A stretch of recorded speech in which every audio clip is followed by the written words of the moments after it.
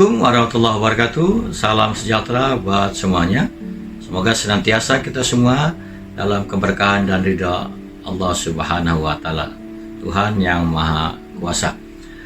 Baiklah, pada kesempatan ini saya akan menyampaikan tentang strategi pembelajaran mata pelatihan agenda 1 atau self mastery atau mengelola diri pada pelatihan kepemimpinan nasional tingkat 2 atau PKN 2 dengan model pembelajaran blended learning. Perkenalkan, nama saya Husnul Amri.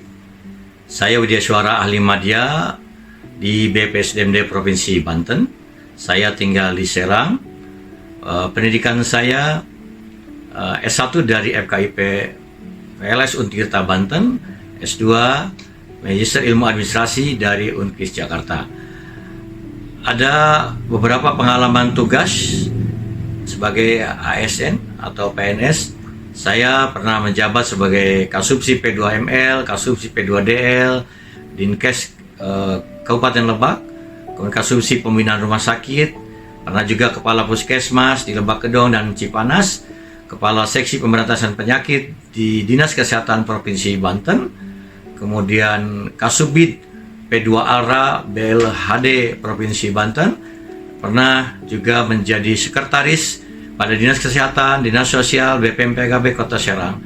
Juga pernah menjalani sebagai Project Coordinator NLR yang concern pada penanganan penyakit kusta, Technical Assistant Global Fund, tuberculosis malaria, Provincial Training Coordinator Cancer Visida.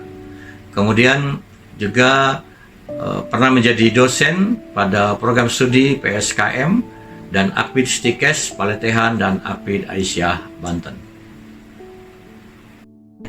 Dalam pembelajaran ini, selanjutnya setelah perkenalan, saya akan membangun atau menyampaikan bina suasana dengan menyampaikan ucapan syukur atas anugerah yang diberikan Allah SWT karena hari ini bisa bertemu dengan orang-orang hebat, Bapak Ibu, orang-orang pilihan dan orang-orang terpilih.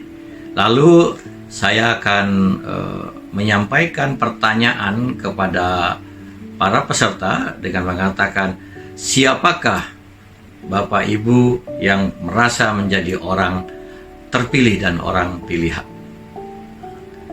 Kemudian setelah itu, jika ada yang merasa, silakan katakan saya. Nah, selanjutnya saya akan bertanya kepada peserta mengapa merasa menjadi orang pilihan dan terpilih. Nah, ketika mereka menyampaikan ini semua dengan alasan-alasannya, kita berikan penguatan dan kita katakan memang betul Bapak Ibu semua sesungguhnya adalah orang-orang pilihan dan terpilih. Tidak mungkin berada di sini kalau Bapak Ibu bukan orang pilihan dan terpilih. Ya, beberapa dasar hukum dalam pelatihan ini, yaitu yang pertama yang digunakan sebagai dasar hukum Undang-Undang Nomor 5 Tahun 2014 tentang Aparatur Sipil Negara, kemudian PP Nomor 11 Tahun 2017 tentang Manajemen Pegawai Negeri Sipil, dan ada PP Nomor 17 Tahun 2020 perubahan PP Nomor 11 Tahun 2017 tentang manajemen PNS. Juga Permenpan RB nomor 38 tahun 2017 tentang standar kompetensi jabatan. Lalu Perlan nomor 5 tahun 2022, Perlan nomor 6 tahun 2022 tentang penyelenggaraan pelatihan struktural kepemimpinan. Yang terbaru adalah keputusan Kepala LAN nomor 1 tahun 2023 tentang kurikulum pelatihan struktural kepemimpinan. Kemudian keputusan Kepala LAN nomor 2 tahun 2023 tentang pedoman penyelenggaraan pelatihan struktural kepemimpinan. Nah, itu dasar-dasar hukum yang digunakan dalam pelatihan kepemimpinan nasional tingkat 2. Oke, selanjutnya bagaimana desain pelatihan struktural kepemimpinan ini kita bisa lihat dari level atau tingkatan untuk pelatihan struktural kepemimpinan ini. Dilihat bobotnya atau titik beratnya pada aspek manajemen, leadership, dan orientasi dari pelatihan struktural kepemimpinan ini. Misalnya di level pengawas, ya orientasinya di level unit. Tentu ini bobot manajemen lebih banyak ya daripada leadershipnya, karena pengawas ini pada level pengendalian kegiatan sesuai pelaksanaan ya. Kemudian pada level administrator ya, atau PKA, Indonesia Pelatihan Kepemimpinan Administrator, ini orientasinya departemental atau lebih ke pengelolaan kerja sesuai dengan SOP-nya, sehingga agak meningkat bobot dari kepemimpinannya, leadership-nya gitu ya, dibandingkan manajemennya. Kemudian pada level JPT Pratama ini orientasinya organisasional ya, artinya bagaimana membangun kapabilitas unit selaras dengan tujuan dari organisasinya. Ini bobot leadership-nya tentu lebih besar daripada manajerialnya atau manajemennya. Nah, kemudian pada JPT Madya orientasinya ini nasional. Bagaimana membangun sinergi untuk pembangunan nasional. Tentu saja bobot leadership dibandingkan manajemen ini akan lebih banyak ya, bobotnya gitu. 20 manajemen, 80% itu ke leadershipnya. Nah, itulah grade design dari pelatihan struktural kepemimpinan. Ya, lalu kompetensi yang akan dibangun terkait dengan pelatihan kepemimpinan nasional tingkat 2 ini, yaitu kompetensinya kepemimpinan strategis. Jadi bagaimana mampu membangun sinergi antar unit organisasi dan stakeholder, mampu menjadi motor penggerak perubahan strategis di instansinya. Kemudian diharapkan nanti memiliki karakter yang terbuka dan mampu mengelola keragaman di lingkungannya untuk mencapai hasil kerja yang berdampak luas. Penting juga kita sampaikan ya tentang isu kekinian terkait dengan arahan Presiden Joko Widodo tentang reformasi birokrasi. Di antaranya sekarang itu bagaimana para peserta PKN 2 ini juga harus memahami, mengetahui ya tentang arahan Presiden Joko Widodo tentang reformasi birokrasi, yaitu birokrasi yang berdampak, dirasakan langsung oleh masyarakat. Kemudian reformasi birokrasi bukan tumpukan kertas.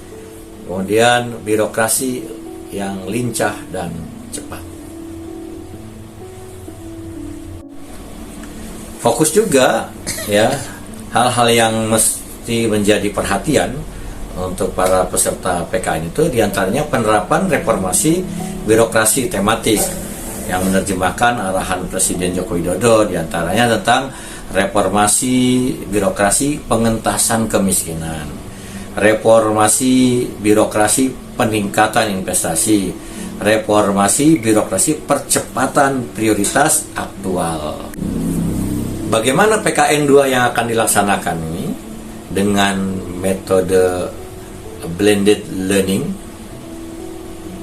Putusan Kepala Lembaga Administrasi Negara nomor 1 tahun 2023 tentang kurikulum penyelenggaraan struktural kepemimpinan ya, khususnya kurikulum PKN 2 ini meliputi kelompok mata pelatihan inti, kemudian kelompok mata pelatihan dasar yang memuat agenda smart governance sesuai dengan ketentuan peraturan perundang-undangan, kemudian juga kelompok mata pelatihan pilihan.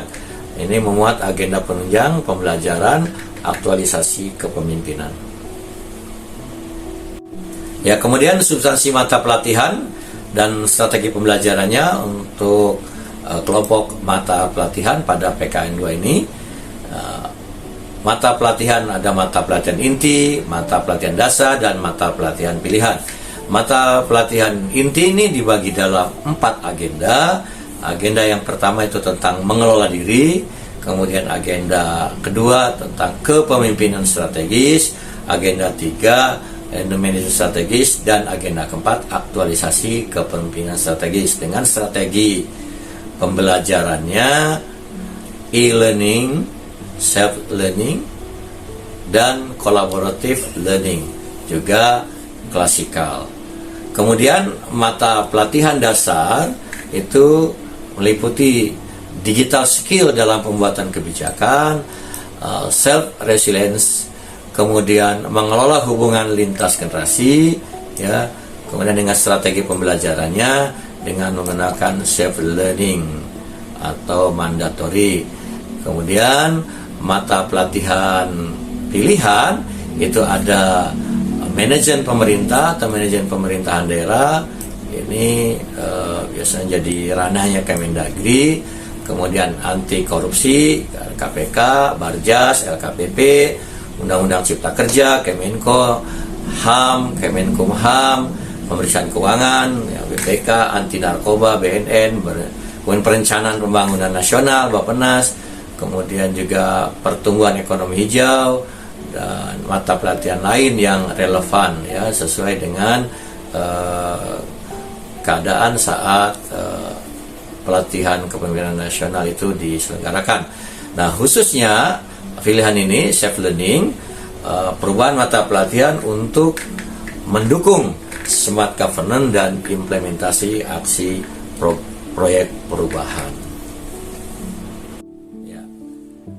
Berikutnya itu tentang learning journey, ya, atau tahap blended learning PKN 2 ini dimulai dengan pembelajaran klasikal tahap pertama. Ini diselenggarakan atau di tempat penyelenggara, ya, berarti peserta hadir di tempat penyelenggara.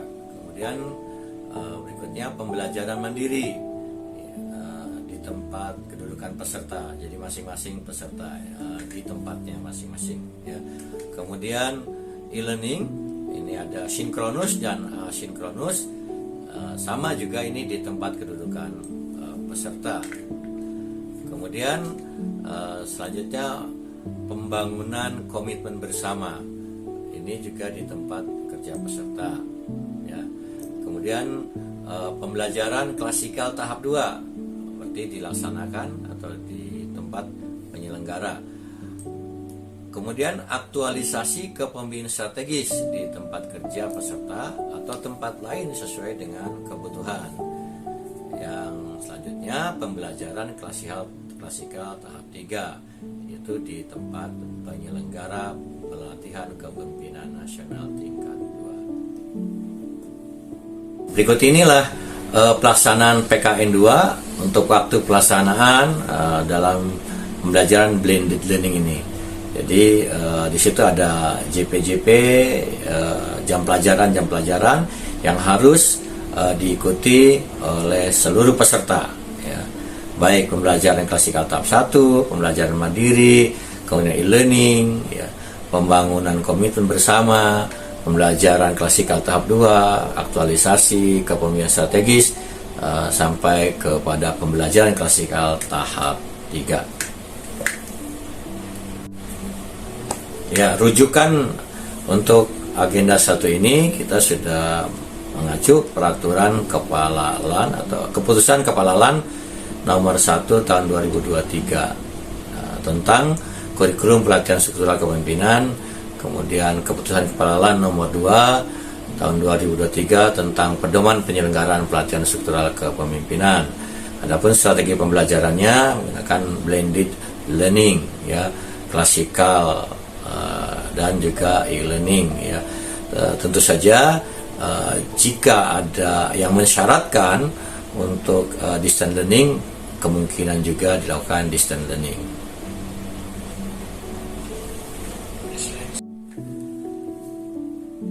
Materi inti agenda 1 mengelola diri ini disampaikan di awal pembelajaran pelatihan ini agenda satu ini memayungi agenda-agenda lainnya, agenda 2, agenda 3, dan agenda 4. Karena agenda ini membekali peserta dengan kemampuan penguasaan diri untuk mengembangkan kepemimpinan strategis yang berintegritas dalam membangun pemerintahan yang bersih dan akuntabel yang didukung dengan energi kepemimpinan.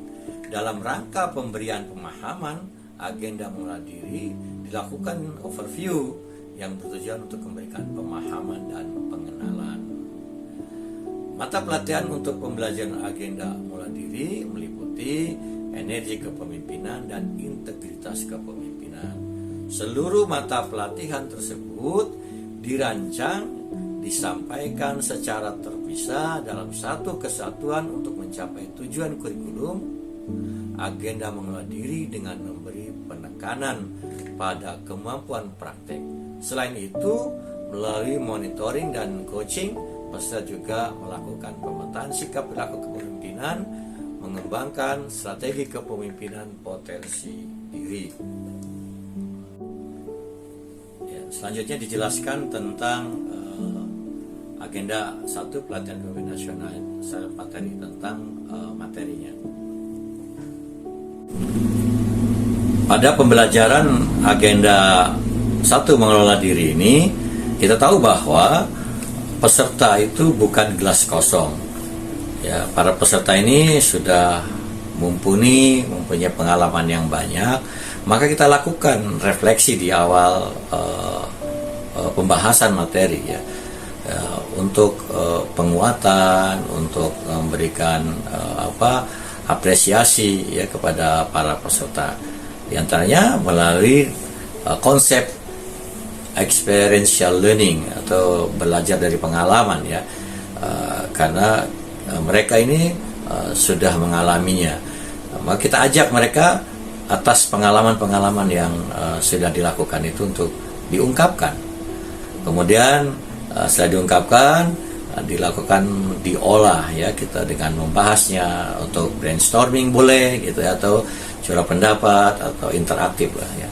Kemudian setelah itu digeneralisasi, tentu diharapkan nantinya diaplikasikan atau mengaplikasikan. Kemudian diajak peserta itu untuk insight-nya apa dari yang disampaikan oleh para peserta. What next-nya itu paling penting. Setelah ini apa? Tentu saja komitmen ya dari para peserta itu yang harus kita bangun.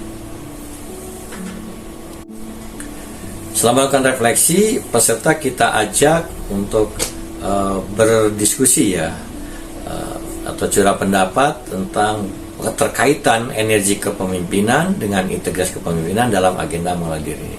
Kita ibaratkan pohon kepemimpinan. Nah, energi kepemimpinan itu diibaratkan dalam sebuah pohon kepemimpinan itu adalah akarnya. Karena di sini ya, energi kepemimpinan itu merupakan potensi diri yang terkonsolidasi dan terkuatkan terkait dengan value intelektual, mental, dan fisik. Sedangkan dalam pohon kepemimpinan ini ya, integritas kepemimpinan itu menyangkut masalah pemerintahan yang bersih dan akuntabel, kemudian pemimpin yang berintegritas. Boleh jadi itu adalah dahan, ranting, bahkan juga buahnya dari pohon kepemimpinan. Ya, dengan ilustrasi gambar tadi kita bisa jelaskan kepada peserta bahwa self mastery adalah personal mastery. Evolusinya adalah interpersonal mastery, group mastery, organizational mastery. Jadi dari self mastery itu menjadi interpersonal mastery, kemudian group mastery, dan organizational mastery. Tidak otomatis kalau self sudah master, itu self mastery, otomatis orang lain akan memiliki mastery yang sama. Tidak otomatis kelompok mastery the same competence atau integrity. Grup juga perlu mastery. Demikian juga organisasi. Baik, selanjutnya kita jelaskan tentang energi kepemimpinan. Ya, ini gambaran self mastery ya. dalam interpersonal mastery, group mastery, dan organizational mastery. Ini gambarannya kalau kita gambarkan seperti ya, ilustrasikan seperti ini ya. Mata pelatihan energi kepemimpinan ini, deskripsi singkatnya, mata pelatihan ini membekali peserta dengan pemahaman konsepsi diri yang mencerminkan kebugaran fisik dan mental dalam menghadapi perubahan-perubahan di lingkungan strategis. Hasil belajarnya yang diharapkan adalah setelah mengikuti pembelajaran ini, peserta diharapkan mampu memahami konsepsi diri untuk menghadapi perubahan dan meningkatkan potensi diri, kebugaran fisik dan mental dalam menjalankan tugas kepemimpinan strategis di organisasinya. Adapun indikator hasil belajarnya, setelah mengikuti pembelajaran ini, peserta dapat memetakan sikap perilaku kepemimpinan, menyusun strategi pengembangan potensi diri, mengembangkan potensi diri, menjelaskan konsepsi diri, mempraktekkan pengelolaan energi dan potensi diri untuk memimpin perubahan di lingkungan strategis. Adapun materi strategi proses belajar mengajar dan bahan ajar, materi pokok meliputi pemetaan sikap perilaku kepemimpinan dan strategi pengembangan potensi diri, konsepsi diri, teknik pengelolaan energi dan penguatan potensi diri, kemudian strategi proses belajar mengajarnya, selected background reading, ya, kemudian ceramah interaktif, simulasi teknik relaksasi, pembahasan kasus, diskusi kelompok, dan paparan kelompok. Bahan-bahan ajarnya, modul pelatihan, bahan paparan, background reading, kasus terpilih, kemudian petunjuk dalam diskusi.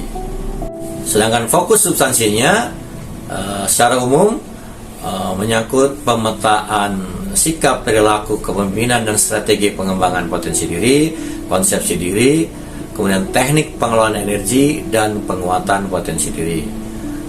Pemetaan sikap perilaku kepemimpinan dan strategi pengembangan potensi diri itu yaitu dengan tentang suasana hati dan sikap pengambilan keputusan, konsep mindfulness, kemudian konsep energi kepemimpinan. Kemudian fokus substansi berikutnya konsepsi diri, yaitu terkait dengan the law of attraction, kemudian anabolic and catabolic energy, kemudian self energizing technique, dan teknik pengelolaan energi dan penguatan potensi diri, yaitu tentang teknik memfokuskan pemikiran, teknik mengenal aura kepribadian, pola napas non oksigen basah dan kering, napas pembangkit energi, dan relaksasi. Selanjutnya kita jelaskan tentang integritas kepemimpinan. Mata pelatihan integritas kepemimpinan ini membekali peserta dengan pengetahuan tentang konsep dan pemahaman pemerintahan yang bersih dan akuntabel, tantangan dan integritas, penguatan strategi organisasi dalam penegakan integritas, dan aktualisasi integritas dalam mengelola organisasi. Adapun hasil belajarnya, setelah mengikuti pembelajaran ini, peserta diharapkan mampu mengetahui konsep dan pemahaman pemerintah yang bersih dan akuntabel, serta menyusun strategi organisasi dalam penegakan integritas. Dengan indikator hasil belajarnya, menjelaskan kerangka kebijakan pemerintahan yang bersih dan akuntabel, memetakan tantangan dan risiko penegakan integritas dalam penyelenggaraan pemerintahan yang bersih dan akuntabel, menjelaskan penguatan strategi organisasi dalam penegakan integritas. Dan materi pokok tentang satu, kerangka kebijakan pemerintahan yang bersih dan akuntabel, pemetaan tantangan dan risiko penegakan integritas dalam penyelenggaraan pemerintahan yang bersih dan akuntabel. Kemudian yang ketiga, penguatan strategi organisasi dalam penegakan integritas.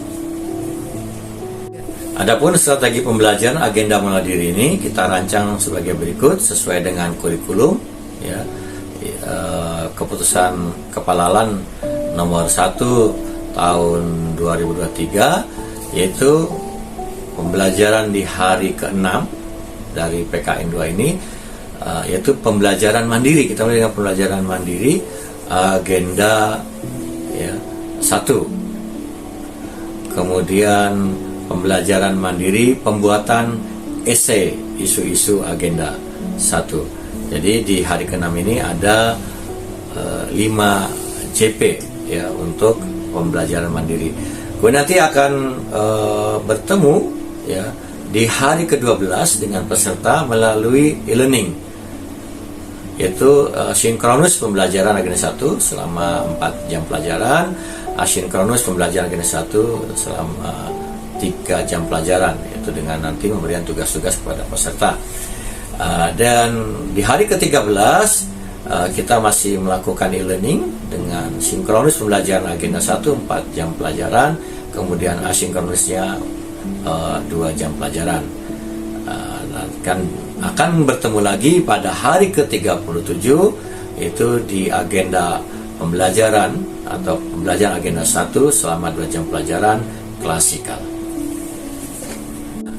Untuk jurnal agenda 1 sebelum hari ke-6 sebetulnya ada ceramah ya, isu strategis integritas kepemimpinan, dan ceramah isu strategis energi kepemimpinan. Nah, ini biasanya diberikan oleh fasilitator atau narasumber yang diundang. Jadi ini di hari kedua untuk ceramah itu. Sedangkan nanti hari ke-6 itu diberikan pembelajaran mandiri ya, selama 5 jam pelajaran, pembelajaran mandiri agenda 1 3 jam pelajaran, pembelajaran mandiri pembuatan esai isu-isu agenda 1 2 jam pelajaran. Kemudian nanti hari ke-12 kita lakukan sinkronus sebagaimana tadi dijelaskan ya di awal tadi, pembelajaran agenda 1 selama 4 jam, kemudian asinkronus pembelajaran agenda 1 3 jam pelajaran. Dilanjutkan nanti di hari ke-13-nya sinkronus pembelajaran agenda 1 4 jam pelajaran dan asinkronus pembelajaran agenda 1 2 jam pelajaran. Kemudian kita akan bertemu lagi nanti itu di hari ke-37 klasikal pembelajaran agenda 1. Namun kita mulai untuk strategi pembelajaran pengampuan ini, kita mulai dari hari ke-6, yaitu dengan pembelajaran secara mandiri. Peserta diberikan penugasan atau secara asinkronus untuk membuat esai terkait dengan isu-isu agenda 1. Kurang lebih waktunya itu diberikan kepada peserta selama 5 jam pelajaran. Nah, kemudian kita akan bertemu di hari ke-12. Di hari ke-12 sudah mulai dengan e-learning ya, e-learning. Jadi belajar secara sinkronus dan asinkronus. Tahapan kegiatan pada pembelajaran di hari ke-12 ini yaitu tentu seperti biasa, kita mulai dengan pendahuluan, penyajian, kemudian penutup. Pada pendahuluan seperti biasa menyampaikan salam pembuka, memperkenalkan diri dan menjelaskan tentang judul, mata pelatihan, tujuan, hasil belajar yang ingin dicapai, materi pokok dan submateri pokoknya. Nah, peserta mengikutinya secara sinkronus. Ya, metodenya ceramah, tanya jawab, ini dilakukan kurang lebih 10 menit waktunya. Selanjutnya dilakukan penyajian, fokusnya fasilitator memberikan penajaman tentang energi kepemimpinan, memberikan penajaman integritas kepemimpinan. Untuk sinkronisasi secara keseluruhan waktunya itu 4 jam pelajaran. Kemudian setelah melakukan penjelasan ya, yang dilakukan secara sinkronus ya, dengan metode ceramah, tanya jawab secara aktif peserta ya. Tentu bahan-bahan yang diperlukan atau alat bantu yang diperlukan, laptop, bahan tayang, juga video yang terkait dengan agenda 1. Setelah melakukan pembelajaran, pembulatan materi dengan penguatan terkait dengan materi energi kepemimpinan dan integritas kepemimpinan, selanjutnya memberikan penugasan secara kelompok untuk tugas-tugas yang akan dilakukan pembelajaran secara asinkronus ya. itu kasus-kasus terkait dengan materi agenda 1 ya, dan ini jumlah jam pelajarannya sekitar untuk asinkronus yang pertama ini 3 jam pelajaran atau 135 menit. Hari ke-13 ini kita lebih kepada penguatan ya. Nah, jadi kegiatannya memandu paparan hasil kerja atau tugas-tugas yang diberikan kepada peserta. Itu ini dilakukan secara sinkronus. Jadi metodenya paparan, diskusi, tanya jawab. Media bantu atau alat bantunya tentu saja ada laptop, kemudian bahan tayang.